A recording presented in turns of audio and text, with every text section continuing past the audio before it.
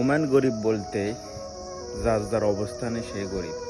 মনে করেন ওমানে বাগানের চাকরিতে কেউ যদি আসে, তার বেতন 70 টাকা, 80 টাকা, 120 টাকা পর্যন্ত আছে, এর বেশি নাই। এবং সার যদি মালিক ভালো থাকে, সে অন্য অন্য সোর্সে কাজ করতে পারে, কিছু টাকা ইনকাম করতে পারে, ব্যাস এতটুকুই।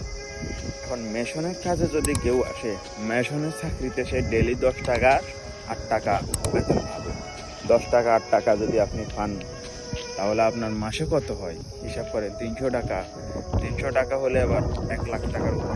এবং ইলেকট্রিক সেক্টরে যারা আছে, তারা মনে করেন কন্ট্রাক্টে কাজ নেয়। কন্ট্রাক্টে কাজ নিলে কখনো কখনো সেই কন্ট্রাক্ট 30 টাকা, 50 টাকা।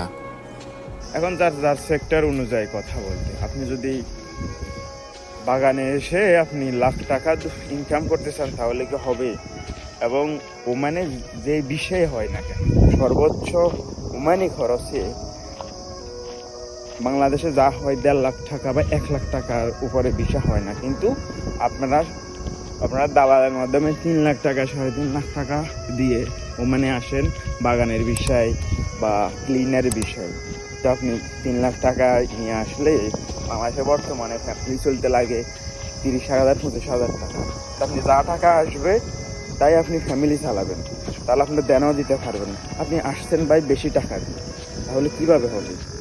তো অবস্থান বুঝি ওমান গরিব না, ওমান ভালো। ওমানে 1 রিয়ালে 315 টাকা, 315 টাকায় বাড়ির কাছে কথা।